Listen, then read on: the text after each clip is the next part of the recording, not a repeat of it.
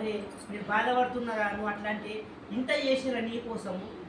ఇంత చేయంగా కూడా నువ్వు ఏం చేయాలంటున్నావు ఒక్కసారి ఆలోచించరా అంటే ఏం చేయమంటావు నాన్న చెప్పు ఒక మాట చెప్పు మరి ఏం చేయమంటావు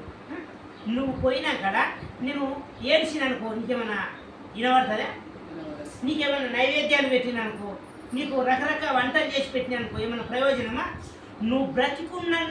నాళ్ళు ఎన్నేళ్ళు బ్రతుకుంటావు అన్నాళ్ళు నీ కంటికి రెప్పలెక్క కన్నికి నీళ్ళు రాకుండా చూసుకుంటాను ఆయన అని అన్నాడు అది చాలు అవన్నీ కాపాడుకుంటే చాలు ఇంకొకరి కాపాడకపోయినా పెద్ద కొబ్బరి అడకపోవు వాళ్ళకు సేవ చేయకపోయినా ఏం కాదు ఏమైతే తెలుసా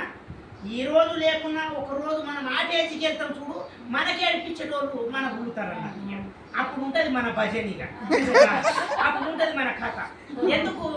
ఇప్పుడు వడ్లు వేస్తే వడ్లు వస్తాయి మక్కలు వేస్తే మక్కలు వస్తాయి మామిడి చెట్టు పెడితే మామిడి చెట్టు వస్తుంది యాప చెట్టు పెడితే యాప చెట్టు వస్తుంది సృష్టిలో ఏది ఇస్తే అది 100 రేట్లు వస్తుంది